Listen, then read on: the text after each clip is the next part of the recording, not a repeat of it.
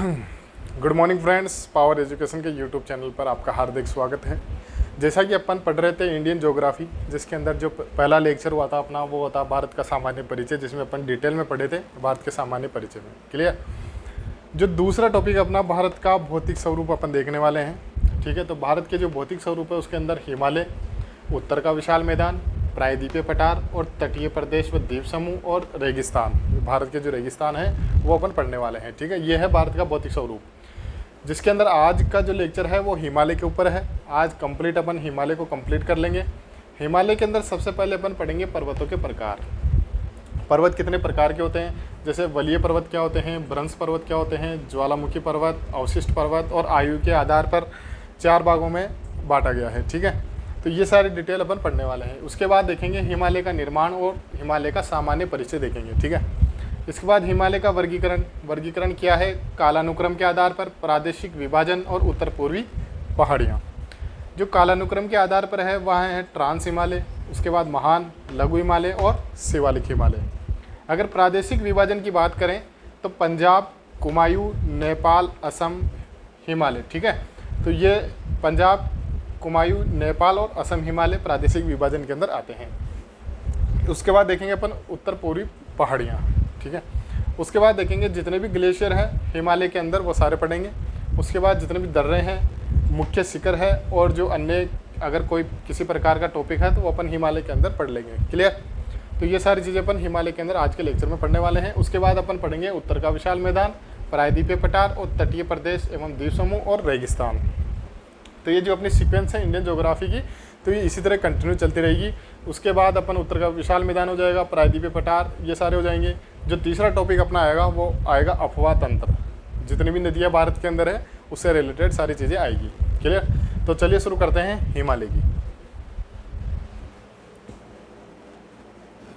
है भारतीय भौतिक प्रदेश। ठीक है, जिसके अंदर उत्तर व उत्तर पूर्वी पर्वतमाला अपन देखने वाले हैं। ठीक है, उसके बाद उत्तर का विशाल मैदान, भारतीय मरुस्थल, प्रायद्वीपीय पठार, तटीय मैदान, और उसके बाद अपन देखेंगे भारत के द्वीप समूह। क्लियर। तो चलिए चलते हैं। तो देखिए भारत के अंदर जो मैदान है उनका जो भाग है वो है 43%, ये ध्यान रखिएगा, और पठार है 27.7%। ठीक है, और पहाड़ियाँ है 18.6%, और जो पर्वत है वो है 10.7%। ठीक है, आगे चलते हैं। उत्तर व उत्तर पूर्वी जो पर्वतमाला है उसको सबसे पहले अपन देखेंगे पर्वतों के प्रकार, फिर उसका सामान्य परिचय, हिमालय का निर्माण, हिमालय का वर्गीकरण, हिमालय के ग्लेशियर, हिमालय के पासेस, दर्रे, हिमालय के मुख्य शिखर और अन्य तथ्य देखेंगे। ठीक है, चलिए आगे चलते हैं। सबसे पहले देखेंगे पर्वतों के प्रकार, जिसमें सबसे पहला आता है वलित पर्वत। वलित पर्वत है 2 या 2 से अधिक टेक्टोनिक प्लेटों के टक्कर से। जब ये जो प्लेटें होती हैं, ठीक है, जैसे ये इस चित्र में दिखा रखा है, ये जो प्लेटें हैं ये आपस में जब टकराती है तो बीच का कुछ भाग ऊपर की तरफ उठ जाता है। तो वो कौन सी पर्वतमाला होती है, वो होती है वलित पर्वतमाला। ठीक है, ये ध्यान रखिएगा, क्योंकि अत्यधिक दाब से चट्टानों और मलबों का कंप्रेशन होता है और ये इसका निर्माण हो जाता है पर्वतों का। ठीक है, जो वलित पर्वत है उनके अंदर आते हैं हिमालय, एंडीज, रॉकी और ओल्पस। ठीक है, हिमालय है एशिया के अंदर, एंडीज है दक्षिण अमेरिका में, रॉकी है उत्तर अमेरिका में, और ओल्पस है यूरोप के अंदर। ठीक है, ये इतना सा आपको ध्यान रखना है। आगे चलते हैं। भ्रंश पर्वत कौन सा होता है, भ्रंश पर्वत होता है जहाँ किसी का एक भाग यहाँ से ऊपर उठ गया, फिर नीचे, फिर ऊपर उठ गया, फिर नीचे, फिर समतल। ठीक है, जिस तरह का भाग होता है वो भ्रंश पर्वत होता है। और भ्रंश पर्वत कौन से बल के द्वारा उत्पन्न होता है, वो होता है अंतर्जात बल। ठीक है, ध्यान रखिएगा। स्थलखंड का एक भाग ऊपर व एक भाग नीचे होता है। ठीक है, जैसे भ्रंश पर्वत का जो निर्माण है, जैसे सतपुड़ा व विंध्याचल, सियरा नेवाद, वॉसचेज पर्वत फ्रांस के अंदर है, ब्लैक फॉरेस्ट जर्मनी, और सोल्ट रेंज पाकिस्तान में है। ठीक है, इसमें आपको ये ज़रूर ध्यान रखना है, सतपुड़ा व जो विंध्याचल है वो किस प्रकार के पर्वत है, वो है भ्रंश पर्वत। क्लियर। आगे चलते हैं। ज्वालामुखी पर्वत, ज्वालामुखी में आंतरिक बल कार्य करता है। ठीक है, ज्वालामुखी विस्फोट होता है तो जो पठार का निर्माण होता है वो जो लावा, जो क्षारीय लावा होता है उससे पठार का निर्माण होता है, और जो अम्लीय लावा होता है उससे पर्वत का निर्माण होता है। बस इतना सा आपको ध्यान रखना है। आगे चलते हैं। इसकी PDF आपको टेलीग्राम चैनल पे मिल जाएगी, तो आप वो ज़रूर ज्वाइन कर लीजिएगा। आगे देखते हैं अवशिष्ट पर्वत। अवशिष्ट बहिर्जात बल के कारण होता है, ठीक है, मतलब कहीं से ऊपर उठ गया फिर नीचे, प्राचीन स्थलखंडों का रूपांतरण भी इसको कहते हैं, ठीक है। अवशिष्ट पर्वत जैसे नीलगिरी की पहाड़ियाँ, अरावली, पारसनाथ, राजमहल। अवशिष्ट पर्वत मतलब यहाँ फिर पर्वत, फिर कहीं मैदान आ गया, कहीं पेड़ पौधे आ गए, फिर थोड़ा सा पर्वत का उठा हुआ भाग आ गया। तो ये जो जितनी भी भारत के अंदर जैसे नीलगिरी की पहाड़ियाँ हैं, अरावली है, पारसनाथ है और जो राजमहल पहाड़ियाँ हैं वो किस प्रकार की है, वह अवशिष्ट पर्वतमाला। आगे देखते हैं। देखिए आयु के आधार पर 4 भागों में अपन डिवाइड कर सकते हैं। पहला है चर्चियन पर्वत। जो चर्नियन पर्वत है ये विश्व के प्राचीनतम पर्वत है। इनका निर्माण जो हुआ था कैम्ब्रियन तथा पूर्व कैम्ब्रियन युग में लगभग 40 करोड़ वर्ष पहले हुआ था। और जो कैलिडोनियन पर्वत है इनका निर्माण 32 करोड़ वर्ष पहले हुआ था। हर्निसियन पर्वत 22 करोड़ वर्ष पूर्व हुआ था और अल्पाइन पर्वत 3 करोड़ वर्ष पूर्व हुआ था। जो अपना हिमालय है, हिमालय, ओल्पस, रॉकीज, एंडीज, ये सब अल्पाइन पर्वतमाला के हिस्सा है, ठीक है। तो चलिए आगे चलते हैं, ये ध्यान रखिएगा। जैसे अपनी जो अरावली है, कुडप्पा है, धारवाड़ और छोटा नागपुर का जो पठार है, ये सब क्या है, ये चर्नियन पर्वत के भाग है, क्योंकि इनका निर्माण सबसे पहले हुआ था, लगभग 40 करोड़ वर्ष पहले हुआ था। चलिए आगे चलते हैं, आगे देखते हैं। इसमें देखते हैं हिमालय का सामान्य परिचय में देखते हैं। दक्षिण पूर्वी एशिया तथा भारत में लद्दाख से अरुणाचल प्रदेश तक 2500 किलोमीटर तक फैला हुआ है। विश्व की सबसे ऊंची युवा वलित पर्वतमाला कौन सी है, हिमालय। इसका जो निर्माण है भारतीय प्लेट की यूरेशियन प्लेट से टक्कर के कारण हुआ था, ठीक है। 33 भूसन्नी के अवसादों का संपीड़न है। इसका जो निर्माण है भारतीय जो यूरेशियन प्लेट है उसके टक्कर से इसका निर्माण हुआ था। और जो आकृति कैसी है, धनुषाकार आकृति है, ठीक है, या चापाकार भी इसको कहते हैं। चौड़ाई है पश्चिम के अंदर 400 किलोमीटर और पूर्व में 160 किलोमीटर और औसत ऊंचाई है 6000 मीटर है। और कौन कौन से देशों में हिमालय पर्वतमाला फैली हुई है, अफगानिस्तान, पाकिस्तान, भारत, चीन, नेपाल, भूटान और म्यांमार, ठीक है। आगे चलते हैं। इसके बाद देखते हैं हिमालय की विशेषताएं। सबसे पहले हिमालय की विशेषता देखते हैं। यह नवीन युवा वलित पर्वत है। विश्व की सबसे ऊंची पर्वतमाला इसी को कहते हैं। विश्व की तीसरी सबसे लंबी पर्वतमाला भी यही है, ठीक है। सबसे पहली है एंडीज, दूसरी है रॉकी, तीसरी है हिमालय और चौथा है ग्रेट डिवाइडिंग रेंज जो ऑस्ट्रेलिया के अंदर है। जो एंडीज पर्वतमाला है वो दक्षिण अमेरिका के अंदर है, ये ध्यान रखिएगा। हिमालय की पर्वत श्रेणियाँ प्रायद्वीपीय पठार की ओर उत्तल व तिब्बत की ओर अवतल हो गई है, ये ध्यान रखिएगा, ठीक है। कि प्रायद्वीपीय जो पठार है इट्स मीन जो भारत की तरफ अंदर की तरफ अगर अपन चलेंगे तो उत्तल जैसा दिखता है और तिब्बत की ओर जाएंगे तो अवतल जैसा दिखता है, ठीक है। अवसादी चट्टानें कैसी होती, मुलायम होती है और ये अपरदन से मैदानों के अंदर इनका निर्माण किया जाता है, ठीक है। जो नदियाँ होती है वो चट्टानों का जब अपरदन कर देती है तो मुलायम जो चट्टानें होती हैं उन्हें अवसादी चट्टानें कहते हैं, ठीक है। करेवा क्या होता है, ये होती है चिकनी मिट्टी और दूसरे पदार्थों का हिमोट पर मोटी परत के रूप में जब जम जाती है तो उसे क्या कहते हैं, करवा कहते हैं, ठीक है। हिमालय ही नदियों का स्रोत है। प्लेटों में टक्कर से भूकंप उत्पन्न होता है। 33 सागर से ही हिमालय का गर्भगृह कहा जाता है, ठीक है। 33 सागर के अवशेषों पर ही हिमालय का निर्माण हुआ है, इसलिए हिमालय का जो गर्भगृह है किसे कहा जाता है, 33 सागर को कहा जाता है। भारत को साइबेरिया की ठंडी हवाओं से भी बचाता है, ठीक है। जो साइबेरिया की जो ठंडी हवाएं आती है उससे किसको बचाता है, भारत को बचाता है हिमालय। अब हिमालय का वर्गीकरण देख लेते हैं। हिमालय का वर्गीकरण की बात करें तो कालानुक्रम के आधार पर ट्रांस हिमालय, महान हिमालय, लघु हिमालय और शिवालिक हिमालय में बांटते हैं। इसके बाद जो ट्रांस हिमालय हैं उनके अंदर जो श्रेणियां हैं, काराकोरम श्रेणी, लद्दाख श्रेणी, जास्कर श्रेणी और कैलाश श्रेणी। उसके बाद जो महान हिमालय हैं उसके अंदर माउंट एवरेस्ट, कंचनजंगा, मकालू, अन्नपूर्णा और धौलागिरी आ जाती है। लघु के अंदर पीर पंजाल, धौलाधर, नागटिप्पा, महाभारत और मसूरी पर्वतमाला आ जाती है, ठीक है। वहीं अगर प्रादेशिक विभाजन की बात करें तो पंजाब हिमालय, कुमायूं हिमालय, नेपाल हिमालय और असम हिमालय आ जाते हैं और इसके बाद आती हैं उत्तर पूर्वी पहाड़ियाँ। तो चलिए सबसे पहले अपन देखते हैं ट्रांस हिमालय, ठीक है। इससे पहले अपन देख लेते हैं एक सूचर जोन एंड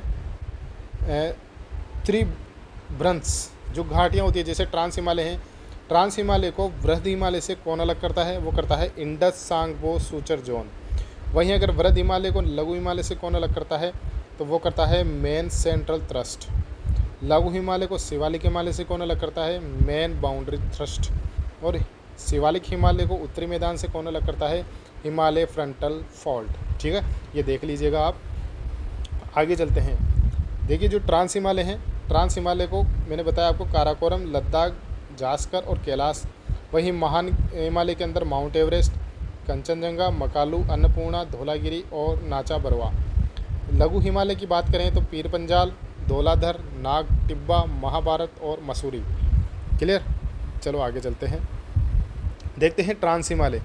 ठीक है, ट्रांस हिमालय ये कहाँ पर है? पामीर घाट व वरहद हिमालय के मध्य यह स्थित है। ठीक है, ये जो ऊपर का भाग आपको दिख रहा है यहाँ पे देखिए, एक मिनट में पेन चेंज कर देता हूँ। ये जो भाग है ये कौन सा है? ये है ट्रांस हिमालय। इसकी विशेषता क्या है? विशेषता है हिमालय का सबसे प्राचीन भाग है। ठीक है, यूरेशियन प्लेट से निर्माण हुआ है। हिमालय का वृष्टि छाया क्षेत्र भी इसी को कहते हैं और सबसे शुष्क प्रदेश भी यही है। इसके बाद सतलज, सिंधु, ब्रह्मपुत्र नदियों का जो उद्गम होता है वो ट्रांस हिमालय से होता है। यहाँ पे 4 श्रेणियाँ हैं, काराकोरम, लद्दाख, कैलाश व जास्कर, ये ध्यान रखिएगा। अब देखते हैं सबसे पहले काराकोरम श्रेणी। इसका प्राचीन नाम है कृष्णगिरी, तिब्बती या टेथिस हिमालय। उच्च एशिया की रीढ़ भी किसको कहते हैं? काराकोरम श्रेणी को कहते हैं। केटू गॉडविन स्टीन गौरीनंदा पर्वत 8611 मीटर है। ठीक है, तो भारत की जो सर्वोच्च चोटी है वो कौन सी है? केटू गॉडविन ऑस्टिन है, जिसकी ऊंचाई है 8611 मीटर। विश्व की दूसरी सबसे ऊंची चोटी कौन सी है? वो है केटू गॉडविन स्टीन। तो विश्व की सबसे ऊंची चोटी कौन सी है? Mount Everest. ठीक है, ध्यान रखिएगा। इसके बाद देखते हैं काराकोरम दर्रा। विश्व का सबसे ऊंचा दर्रा कौन सा है? काराकोरम दर्रा है। भारत व चीन के मध्य स्थित है ये। ठीक है, और जो ग्लेशियर है, मीठे जल व नदियों का स्रोत, जहाँ से नदियाँ जो निकलती है, ठीक है, वो कहाँ से निकलती है? वो ग्लेशियर से निकलती है। ठीक है, आगे चलते हैं। अब जो काराकोरम श्रेणी है उसके अंदर जो चोटियाँ हैं वो है बतुरा, इस्पर, बियाफो, बलतोरा, केटू गॉडविन स्टीन, सियाचिन और रेमा। ठीक है, ये ध्यान रखिए, काराकोरम श्रेणी की महत्वपूर्ण चोटियाँ हैं, जिसमें सबसे ऊंची चोटी है केटू गॉडविन स्टीन, जो भारत की सबसे ऊंची और विश्व की दूसरे नंबर की सबसे ऊंची चोटी है। क्लियर, आगे चलते हैं। हिमनद यानी ग्लेशियर क्या होते हैं? गतिशील बर्फ़, जो बर्फ़ होती है उसे क्या कहते हैं? जो बर्फ़ जमी रहती है उसे ग्लेशियर कहते हैं। ठीक है, हिमरेखा, कल्पित रेखा जिसके ऊपर सदैव बर्फ़ जमी रहती है। ठीक है, जिसके नीचे पानी रहता है उसके ऊपर ऐसी रेखा जहाँ से ऊपर सिर्फ बर्फ़ ही बर्फ़ रहती है, वो हिमरेखा होती है। ठीक है, कि यहाँ से बर्फ़ जमी हुई है। ठीक है, इसके बाद देखते हैं सामान्य ह्रास दर क्या होती है? ऊंचाई के साथ तापमान में कमी हो जाती है। 1 डिग्री सेल्सियस प्रति 165 मीटर पे जाने पर 1 डिग्री सेल्सियस तापमान कम हो जाता है। 6.5 डिग्री सेल्सियस प्रति किलोमीटर, जब भी 1 किलोमीटर पे पहुंच जाती है तो 6.5 डिग्री सेल्सियस कम हो जाता है तापमान। ठीक है, अब ग्लेशियर की बात करते हैं 99% ध्रुवों पर है और 1% अन्य जगह पर है, ये ध्यान रखिएगा। अब देखते हैं सियाचिन ग्लेशियर और सियाचिन चोटी भी देख लेते हैं। ठीक है, विश्व का सर्वोच्च युद्ध स्थल है 5400 मीटर पे सियाचिन ग्लेशियर। सियाचिन जो चोटी है वहाँ पर जो विश्व का सर्वोच्च जो सबसे ऊंचा युद्ध स्थल है वो कहाँ है? सियाचिन में है। भारत का सबसे लंबा व विश्व का दूसरा सबसे लंबा अध्रुवीय हिमनद भी इसको कहते हैं। ठीक है, इसके बाद नुब्रा नदी, शोक नदी और सिंधु नदी भी यहीं से निकलती है। सियाचिन व सल्टोरा श्रेणी के मध्य नुब्रा घाटी है। ठीक है, नुब्रा नदी भी वहीं से बहती है। दर्रे हैं सियाला व बिलाफांडला। 1984 में ऑपरेशन मेघदूत यहाँ पे चलाया गया था। अब देखते हैं लद्दाख श्रेणी। लद्दाख लाखों दर्रों का घर भी लद्दाख को कहते हैं। ट्रांस हिमालय काराकोरम के दक्षिण में है। सर्वोच्च चोटी है राकापोशी लद्दाख श्रेणी की। ठीक है, उसकी ऊंचाई कितनी है? 7788 मीटर है। विश्व का सबसे तीव्रतम ढलान वाली चोटी है राकापोशी। हिमालय का वृष्टि छाया क्षेत्र भी यही है, जहाँ पे सबसे कम वर्षा होती है। ठंडा मरुस्थल भी इसी को कहते हैं और खारे पानी की सबसे ज़्यादा झीलें कहाँ हैं? वो भी लद्दाख श्रेणी में है। भारत का सर्वोच्च अंतर पर्वतीय पठार भी यही है, जिसे लद्दाख का पठार कहते हैं। प्रमुख घाटियाँ नुब्रा, सेचर व पुंगा घाटी है। गर्म पानी का स्रोत भी यही है। ठीक है, पुंगा घाटी में खनिज जो मिलते हैं यहाँ पे एंथ्रेसाइट कोयला यहाँ पे प्राप्त किया जाता है। अगर द्रास की बात करते हैं, भारत का सबसे ठंडा स्थान है द्रास। ठीक है, नाम है श्योक व सिंधु नदी के मध्य जल विभाजक का काम भी कौन करता है, वो भी लद्दाख श्रेणी करती है। भारत का सबसे गहरा गोर्ज भी यही है, जिसे बूंजी या सिंधु गोर्ज कहते हैं। दर्रे की बात करें तो खारदुंग-ला व दिगर-ला दर्रे भी यहाँ पर स्थित है। उसके बाद जास्कर श्रेणी और कैलाश श्रेणी की बात करते हैं। जो ट्रांस हिमालय की सबसे दक्षिण में स्थित है जास्कर श्रेणी। लद्दाख व जास्कर श्रेणी के मध्य सिंधु नदी बहती है। सर्वोच्च चोटी है नंगा पर्वत 8,126 मीटर। हिमालय का अक्ष संघीय मोड़ भी इसको कहते हैं। भारत लद्दाख प्लस हिमाचल प्लस उत्तराखंड में, ठीक है। इसके बाद जो दर्रे हैं बारालाचा, लेह मनाली दर्रा भी यहीं से होकर गुजरता है जास्कर श्रेणी में से, ठीक है। कैलाश श्रेणी की बात करें तो लद्दाख श्रेणी के पूर्व में है। धार्मिक महत्व है कैलाश पर्वत का, और सिंधु सतलज ब्रह्मपुत्र नदियों का उद्गम भी कैलाश श्रेणी से ही होता है। ध्यान रखिएगा, आगे चलते हैं, ठीक है। हिमाद्री, वृहद, महान हिमालय, ठीक है। महान हिमालय को ही वृहद और हिमाद्री हिमालय भी कहते हैं, ठीक है। तो इसकी जो लंबाई है वो है 2500 किलोमीटर। विश्व की सर्वोच्च श्रेणी highest range of world 6000 metre की ऊंचाई भी यहीं पर है, ठीक है। इसी के अंदर है माउंट एवरेस्ट। नंगा पर्वत भी इसी पे है, चौड़ाई है, और इसकी जो चौड़ाई है वो है 400 किलोमीटर, ठीक है। इसके बाद देखते हैं जो चट्टानें हैं, आग्नेय चट्टानें यहाँ मिलती है तथा कायंत्र चट्टानें भी यहाँ मिलती है। ढाल देखें तो उत्तर की ओर मंद व दक्षिण की ओर तीव्र है। जो प्रमुख चोटियाँ हैं उत्तराखंड के अंदर, जो उत्तराखंड में है बंदरपूछ, केदारनाथ, बद्रीनाथ, कोमत, त्रिशूल और नंदा देवी, ठीक है। नंगा पर्वत भी यहीं पर है। उसके बाद धौलागिरी, अन्नपूर्णा, मुनसालू, गणेश, गौरीशंकर, चोन्यू, एवरेस्ट, मकालू, ये सब नेपाल के अंदर है। इसके बाद कंचनजंगा और नामचा बरवा पर्वत भी इसी श्रेणी के अंदर आते हैं, ठीक है। जो महान हिमालय हैं इसी के अंदर आते हैं।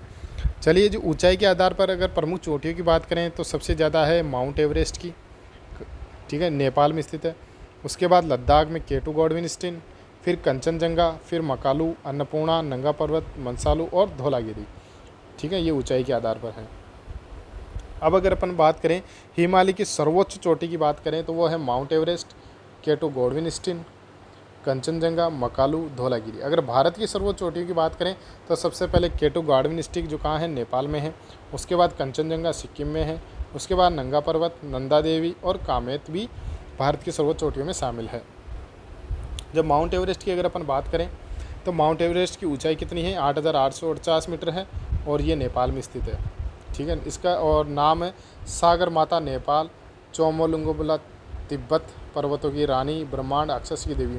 इसका मतलब है जो माउंट एवरेस्ट है उसको नेपाल में तो सागर माता के नाम से जाना जाता है, तिब्बत में चोमोलुंगमा के नाम से जाना जाता है, ठीक है, ध्यान रखिएगा।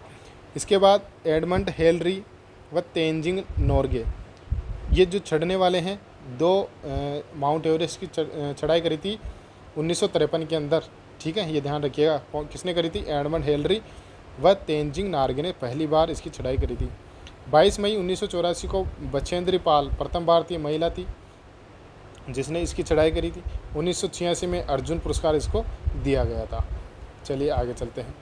कंचनजंगा सिक्किम में है, महान हिमालय की दूसरी सर्वोच्च चोटी है, भारत की दूसरी सर्वोच्च चोटी है, और बायोस्फीयर रिजर्व भी कंचनजंगा में ही स्थित है।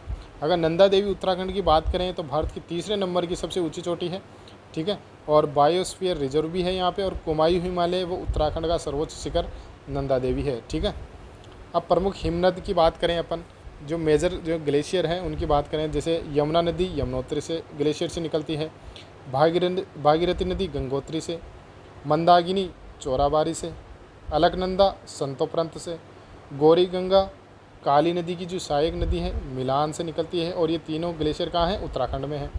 उसके बाद बात करें कोशी नदी की, जो नेपाल में जो गोसाई धाम ग्लेशियर है वहाँ से निकलती है, और तिस्ता नदी जेमू ग्लेशियर से निकलती है, जो कहाँ पर स्थित है, सिक्किम में स्थित है। जो प्रमुख दर्रे की अगर अपन बात करें, ठीक है, तो अरुणाचल प्रदेश में जो दर्रे हैं वो है बोमडिला दर्रा, ठीक है, जो अरुणाचल प्रदेश और तिब्बत के बीच के अंदर स्थित है।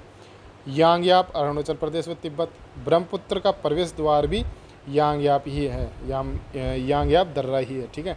लेक पानी अरुणाचल प्रदेश और म्यांमार है, जहाँ से व्यापार व परिवहन सुचारू रूप से चलते हैं।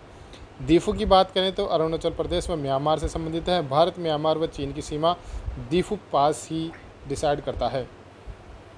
आगे देखते हैं सिक्किम के अंदर कौन से हैं, जेलेपाला और नाथुला दर्रा है। ठीक है, तिब्बत व भारत, भारत व तिब्बत, मतलब सिक्किम और तिब्बत के बीच में जेलेपा और तिब्बत और सिक्किम के बीच में नाथुला दर्रा भी आता है। इसके बाद बात करें उत्तराखंड में तो लीपू लेक है, नीति दर्रा है और माना दर्रा है। ठीक है, उत्तराखंड और जो तिब्बत है उनके बीच में, यानी जो तिब्बत का जो तकला कोट नाम की जगह है और जो उत्तराखंड की पिथौरागढ़ है, वहाँ उनके बीच के अंदर जो दर्रा है वो है लीपू लेक। उसी प्रकार तिब्बत और उत्तराखंड के बीच में नीति दर्रा है और एक माना दर्रा है। जो कैलाश यात्रा होती है वो माना दर्रे से करी जाती है। क्लियर, आगे चलते हैं। हिमाचल प्रदेश की बात करें तो सिपकीला दर्रा है, एक ही दर्रा है हिमाचल प्रदेश व तिब्बत के बीच में, जहाँ से भी कैलाश यात्रा निकाली जाती है। सतलज नदी का प्रवेश द्वार भी सिपकीला दर्रा ही है। जम्मू कश्मीर व लद्दाख की बात करें तो जोजिला दर्रा लद्दाख में है और बुर्जिल दर्रा जम्मू कश्मीर व लद्दाख के अंदर है। ठीक है, आगे चलते हैं। इसी प्रकार अब देखते हैं अपन मध्य लघु हिमालय। ठीक है, पहले अपन ने देखा ट्रांस हिमालय और महान हिमालय। ठीक है, अब अपन देखेंगे लघु हिमालय, उसके बाद देखेंगे शिवालिक हिमालय। ठीक है, अब अपन देखेंगे लघु हिमालय। तो लघु हिमालय की बात करें तो औसत ऊंचाई है 3500 से 4500 मीटर, जो चौड़ाई है 80 से 100 किलोमीटर, लंबाई है 1100 किलोमीटर। ठीक है, इसके अलावा घाटिया व हिल स्टेशन सबसे ज़्यादा यहीं है। कोणधारी वन भी यहीं प्राप्त होते हैं। घास के मैदान भी यहाँ मिलेंगे आपको। चट्टानों के रूप में अगर अवसादी चट्टानें मिलेगी आपको। ठीक है, समस्या क्या है, शहरीकरण और वनोन्मूलन आदि यहाँ पर हो जाते हैं आराम से। अब देखते हैं, ये हो गया वृहद हिमालय। ठीक है, यहाँ पे कौन सी है, कश्मीरी घाटी है और यहाँ से झेलम नदी बहती है। ठीक है, धौलाधर श्रेणी है जो हिमालय के अंदर कांगड़ा हिमाचल प्रदेश में, यहाँ से व्यास नदी निकलती है। लाहुल हिमाचल प्रदेश, स्पीति हिमाचल प्रदेश और कुल्लू भी हिमाचल प्रदेश के अंदर है। ठीक है, इसके बाद मसूरी उत्तराखंड भी लघु हिमालय के अंदर ही आता है। इसके बाद उत्तराखंड की बात करें तो मसूरी घाटी भी यही है। महाभारत नेपाल के अंदर आता है। काठमांडू घाटी भी लघु हिमालय के अंदर ही आती है। अगर प्रमुख श्रेणियों की बात करें लघु हिमालय में तो पीर पंजाल श्रेणी, धौलाधर श्रेणी। ठीक है, ये प्रमुख श्रेणियां हैं। सबसे पहले देखते हैं पीर पंजाल श्रेणी। ये लघु हिमालय के जम्मू कश्मीर व हिमाचल में है। लघु हिमालय की सबसे लंबी श्रेणी है पीर पंजाल श्रेणी और झेलम से जो व्यास नदी निकलती है वो पीर पंजाल श्रेणी से ही निकलती है। दर्रे हैं पीर पंजाल दर्रा और बनिहाल दर्रा। जो बनिहाल दर्रा है जम्मू कश्मीर है। ठीक है, जम्मू कश्मीर में जो ज्वार सुरंग है वही पीर पंजाल दर्रा है। धौलाधर श्रेणी की बात करें तो लघु हिमालय की दूसरी प्रमुख श्रेणी है। ठीक है, और शिमला, मनाली, डलहौजी, धर्मशाला आदि जो पर्यटन स्थल है वो भी धौलाधर श्रेणी में ही स्थित है। घाटियों की बात करें तो जो कश्मीरी घाटी है मध्य हिमालय में स्थित ग्रीवाखंड है। महान हिमालय व पीर पंजाल के मध्य स्थित है। भद्रवाही घाटी, हिमानी निक्षेप, करेवा मैदान, यानी जहाँ पे चिकनी मिट्टी भी यहाँ पे मिलती है। ठीक है, केसर की खेती भी यहीं करी जाती है। झेलम नदी व वूलर झील भी यहीं से बहती है। अल्पाइन चारागाह और घास के मैदान मृग, गुलमर्ग, सोनमर्ग, गुज्जर व वक्कर, ये जनजाति भी कहाँ पे मिलती है, ये भी यहीं मिलती है। ठीक है, जो प्रमुख घाटियाँ हैं लघु हिमालय की वहीं मिलती है। आगे देखते हैं, चलिए हिमाचल प्रदेश की कुछ घाटियाँ देख लेते हैं। पहले देखते हैं स्पीति घाटी। स्पीति घाटी में पिन घाटी राष्ट्रीय उद्यान है, तांबो बौद्ध मठ है और ठंडा रेगिस्तान भी कहाँ स्थित है, स्पीति घाटी में, जो हिमाचल प्रदेश में है। ठीक है, इसके बाद कांगड़ा घाटी भी हिमाचल प्रदेश में है। कुल्लू घाटी भी हिमाचल प्रदेश में है। ठीक है, और फूलों की जो घाटी है वो उत्तराखंड में स्थित है। जो कांगड़ा घाटी देखते हैं धौलाधर श्रेणी के निचले भागों में से लेकर व्यास नदी के दक्षिण तक स्थित है। नमन घाटी भी यहीं स्थित है। पर्यटन स्थल की बात करते हैं धर्मशाला, मेमलोडगंज और धर्मकोट भी यहीं स्थित है। कुल्लू घाटी की बात करें तो देवताओं की घाटी के नाम से प्रसिद्ध है कुल्लू घाटी। दशहरा उत्सव का यहाँ का बहुत प्रसिद्ध है। रावी नदी के ऊपरी भाग में यही स्थित है और अनुप्रस्थ घाटी के रूप में इसको जाना जाता है। फूलों की घाटी उत्तराखंड में स्थित है। ठीक है, और यहाँ विभिन्न प्रकार के फूल, वन्यजीवों आदि के लिए प्रसिद्ध है। यूनेस्को के बायोस्फीयर रिजर्व क्षेत्र तथा विश्व विरासत स्थल के रूप में शामिल है। यही नंदा देवी राष्ट्रीय उद्यान स्थित है। कहाँ पर है, फूलों की घाटी में स्थित है। ठीक है, तो ये अपना, अब अपन देखते हैं घास के मैदान। घास के मैदान भी स्थित है हिमालय के अंदर, जम्मू कश्मीर में। ठीक है। जम्मू कश्मीर में किस नाम से जाना जाता है? मृग नाम से। और उत्तराखंड में बुग्याल और प्यार के नाम से जाना जाता है, ठीक है। जो भी घास के मैदान हैं जो लघु हिमालय के अंदर, उसके अंदर जो जम्मू कश्मीर में जो घास के मैदान पाए जाते हैं उन्हें क्या कहते हैं? उन्हें मृग कहते हैं, ठीक है। वो दो प्रकार के होते हैं, गुलमर्ग और सोनमर्ग के नाम से जाना जाता है। वहीं उत्तराखंड में जो घास के मैदान हैं उन्हें बुग्याल प्यार और बुग्याल या प्यार के नाम से जाना जाता है। और भोटिया जनजाति, जो गुलमर्ग है वो भी जनजाति है, सोनमर्ग भी जनजाति है और भोटिया जनजाति भी इनमें पाई जाती है, ठीक है। आगे देखते हैं। प्रमुख दर्रे की बात करें तो जम्मू कश्मीर में पीर पंजाल दर्रा और बनिहाल दर्रा है। वहीं हिमाचल प्रदेश की बात करें तो रोहतांग दर्रा हिमाचल प्रदेश में स्थित है। अगर प्रमुख हिल स्टेशनों की बात करें तो जम्मू कश्मीर में है श्रीनगर, पटनी टॉप, गुलमर्ग, सोनमर्ग और पहलगांव। अगर हिमाचल प्रदेश की अपन बात करें तो शिमला, कुल्लू मनाली, डलहौजी, ठीक है, मैक्लियोडगंज, धर्मशाला और कसोल भी यहीं स्थित है। उत्तराखंड में मसूरी, चकरात, लैंसडाउन, नैनीताल, रानीखेत और देहरादून है। पश्चिमी बंगाल में दार्जिलिंग है। क्लियर। चलिए आगे चलते हैं। यहाँ देखते हैं, अब अपन देखते हैं शिवालिक हिमालय, ठीक है। अगर शिवालिक हिमालय की बात करें तो ये कहाँ पर है? जम्मू पहाड़ियाँ, हिमाचल प्रदेश और उत्तराखंड की शिवालिक पहाड़ियाँ, नेपाल में चूरिया और मुरिया की पहाड़ियाँ, अरुणाचल प्रदेश में डाफला, मीरी, मिशनी व आबोर की पहाड़ियाँ, ठीक है। शिवालिक जिसे उप हिमालय और बाह्य हिमालय के नाम से भी जाना जाता है, जिसकी चौड़ाई है 10 से 50 किलोमीटर। पोतवार पठार में कोसी नदी, ऊंचाई है 600 से 1500 मीटर। निर्माण जो हुआ है वृहद लघु हिमालय के मायो प्लेस्टीन युग के संपीड़ात्मक सेल के रूप में हुआ है, ठीक है। अगर अन्य तथ्य की बात करें तो शिवालिक व मध्य हिमालय के बीच लंबवत अनुदैर्ध्य घाटी स्थित है। पश्चिम के अंदर दून, जहाँ पे देहरादून, पोटली और जम्मू दून, ठीक है, ध्यान रखिएगा। जो चोस है वो पंजाब में शिवालिक हिमालय से जुड़े मैदानों में स्थित नदी जो जाल है उसे क्या कहते हैं? चोस कहते हैं। और पूर्वी जो ईस्ट द्वार है वो हरिद्वार है, ठीक है, ये ध्यान रखिएगा। इसके बाद देखते हैं उत्तर पूर्वी हिमालय। उत्तर पूर्वी हिमालय की बात करें तो इसके अंदर आगे देखते हैं हिमालय के दक्षिण पूर्व में स्थित पहाड़ियाँ हैं। जनजाति व अन्य स्थानीय नाम, ट्रिबल एंड अदर लोकल नेम्स, ठीक है, नदियाँ व गार्ज के द्वारा स्थित है। जनजातियाँ व झूम कृषि यहाँ पर होती है। जो मुख्य विस्तार है अरुणाचल, नागालैंड, मणिपुर, मिजोरम, त्रिपुरा और असम के अंदर है। मेघालय स्थित गारो खासी जनजातियाँ प्रायद्वीपीय पठार का हिस्सा है, ठीक है। महत्व है मानसून की दिशा व जल विभाजन का काम ये करती है। इसके बाद देखते हैं जो मुख्य पहाड़ियाँ हैं वो है अरुणाचल प्रदेश के अंदर डाफला, मीरी, अभोर, मिसमी, पटकाई भूम। नागालैंड है नागा पहाड़ियाँ। मणिपुर में मणिपुर पहाड़ियाँ और बेरल, असम मणिपुर की पहाड़ियाँ बरेल। मिजोरम में लूसाई, मिंजो। असम के अंदर बात करें तो मिकिर प्रायद्वीपीय, रेगमा असम नागालैंड में। मेघालय प्रायद्वीपीय की बात करते हैं गारो खासी जनजातियाँ यहाँ पे पाई जाती है, ठीक है। आगे देखते हैं अरुणाचल प्रदेश में मिसमी। भारत व चीन म्यांमार की सीमा मिसमी पहाड़ी तय करती है। चीड़, कोणधारी वन व बांस यहाँ प्राप्त होता है। सबसे ऊंची चोटी है डाफला बम चोटी, ठीक है। ब्रह्मपुत्र नदी का जो प्रवेश द्वार है वो भी मिसमी घाटी है। इसके बाद पटकाई बूम है मान हिमालय का जो हिस्सा है अरुणाचल प्रदेश के दक्षिण पूर्व नागालैंड में स्थित है। बांस, चीड़ आदि के जो वृक्ष है वो पटकाई बूम पहाड़ी में मिलते हैं। नागालैंड की जो नागा पहाड़ियाँ हैं नागालैंड व मिजोरम के अंदर। सर्वोच्च चोटी है माउंट सारमती। नागालैंड की जो राजधानी है कोहिमा, सबसे पूर्वी राजधानी भी यहीं स्थित है, ठीक है, नागा पहाड़ियों में। इसके बाद मणिपुर की अगर अपन बात करें तो मणिपुर म्यांमार सीमा, मणिपुर और म्यांमार की जो सीमा है वो मणिपुर पहाड़ियाँ निर्धारित करती है। सर्वोच्च चोटी है माउंट जापवो। बराक व इम्फाल नदियाँ भी यहीं से उद्गम होती हैं, ठीक है। आगे देखते हैं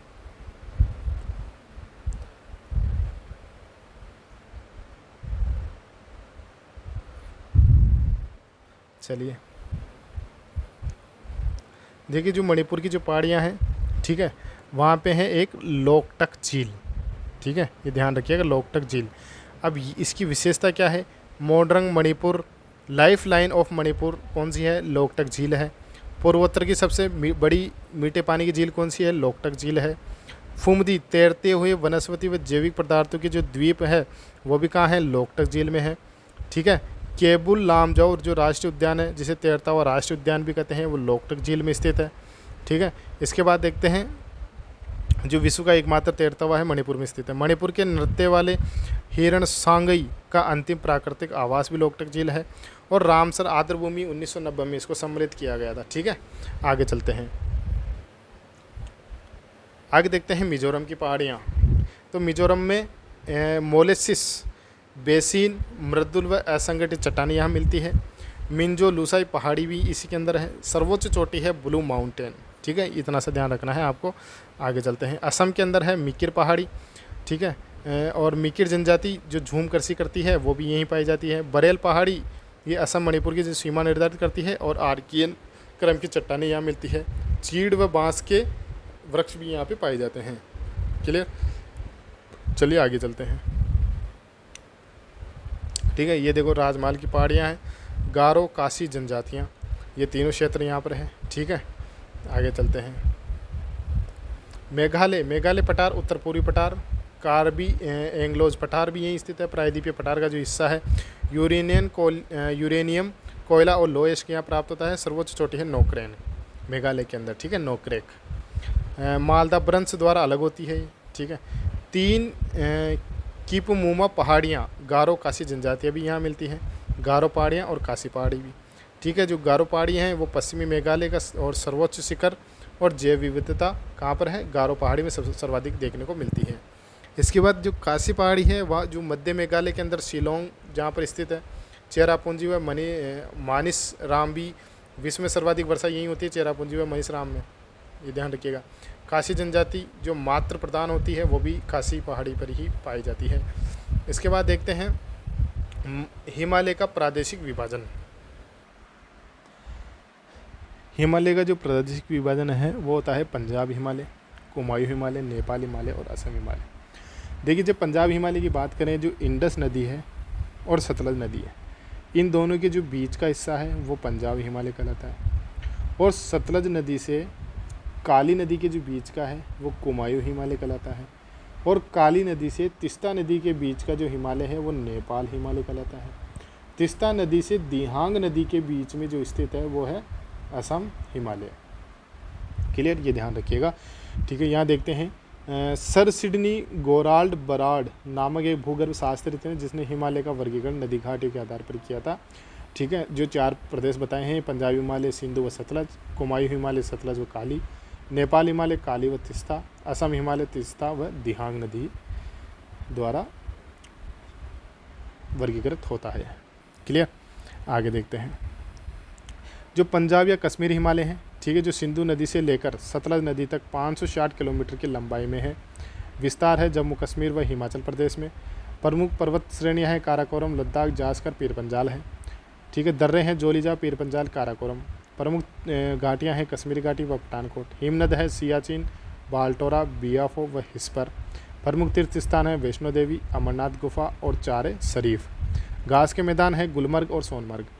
प्रमुख झीलों की बात करें तो लवण जल और लवणीय झील। जो लवण जल है वो है डल वूलर झील। ठीक है, मीठे पानी की झील। लवणीय झील है पेंगोंग तसो झील या सोमरीरी झील। वृद्ध कश्मीरी भाषा में करेवा का स्थानीय नाम क्या है? वृद्ध, ये ध्यान रखिएगा। इसके बाद कुमायूं हिमालय की बात करें तो कुमायूं हिमालय स्थित है सतलज नदी व काली नदी तक 320 किलोमीटर की लंबाई में फैला हुआ है।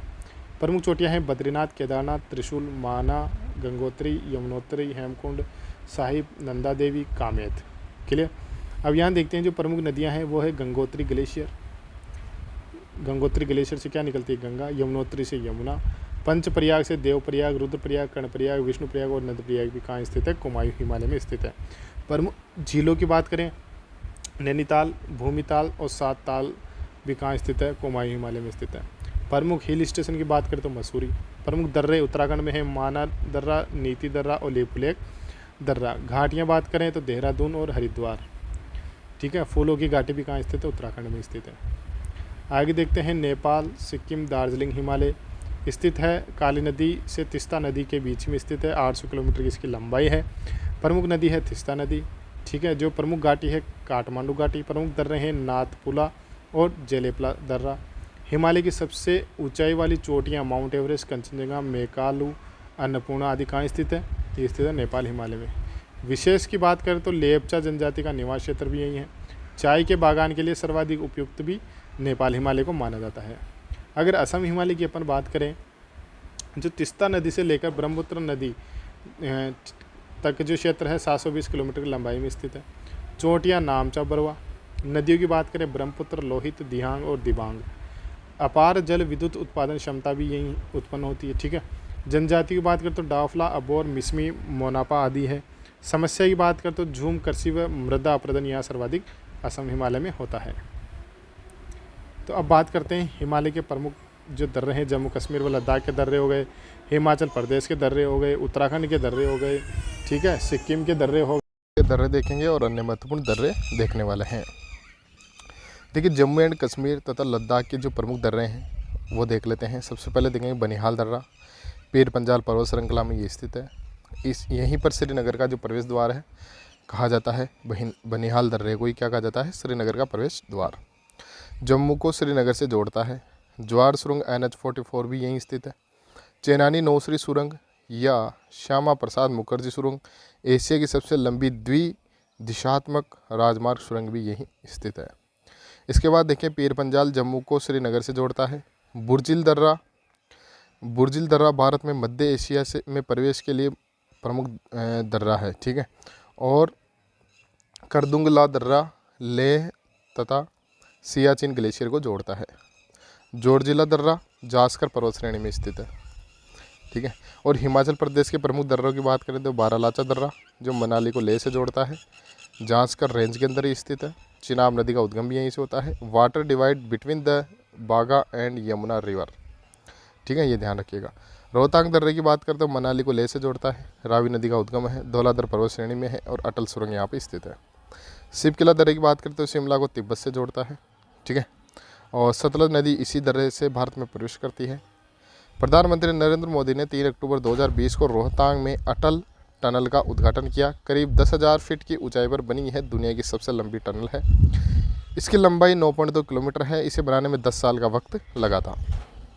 टनल से मनाली और लाहौल स्पीति घाटी 12 महीने जुड़े रहेंगे इसके ज़रिए। ठीक है।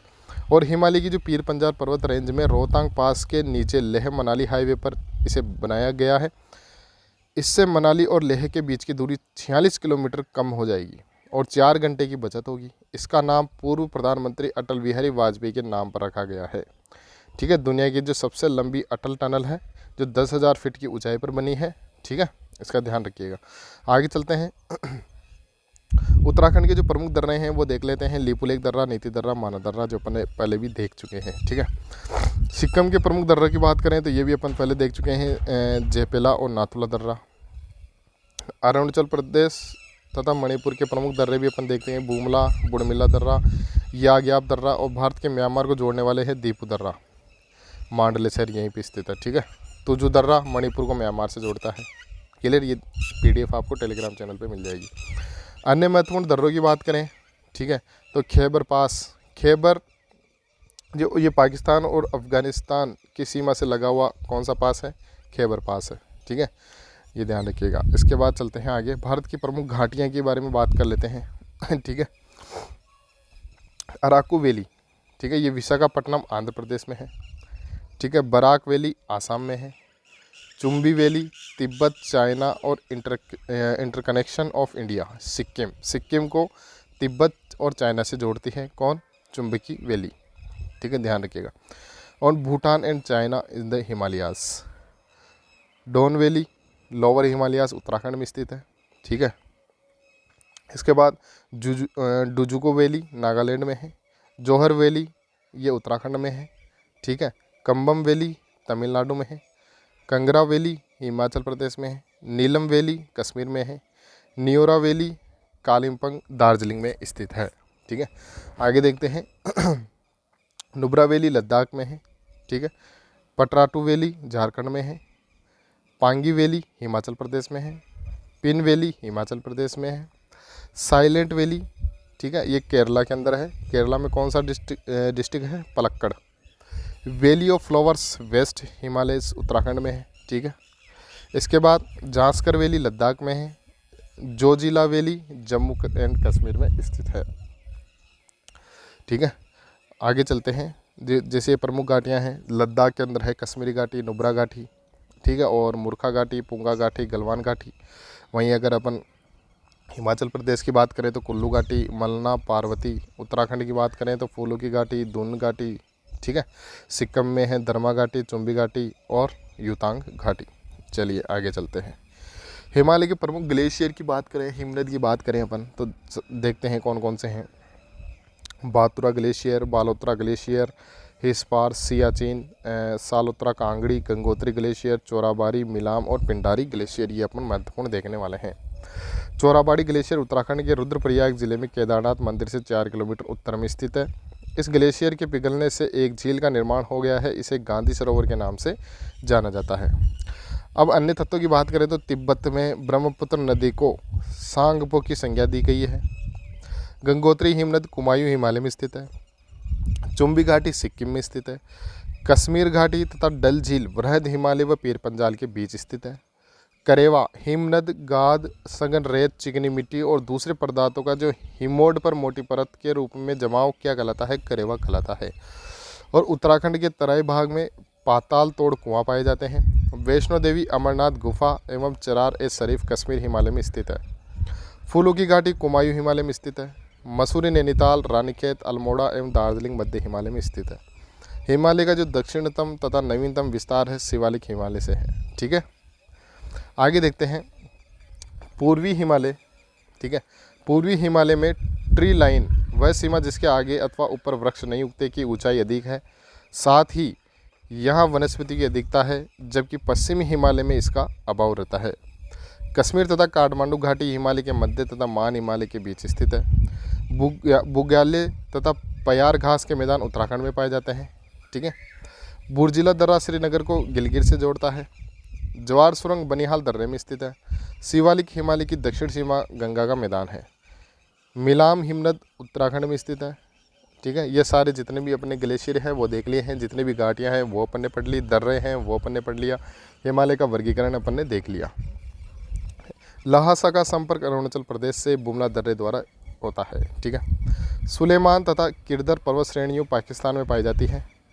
खैबर दर्रे अफगानिस्तान व पाकिस्तान का संपूर्ण भाग प्राचीन में रेशम मार्ग के अंतर्गत आता है।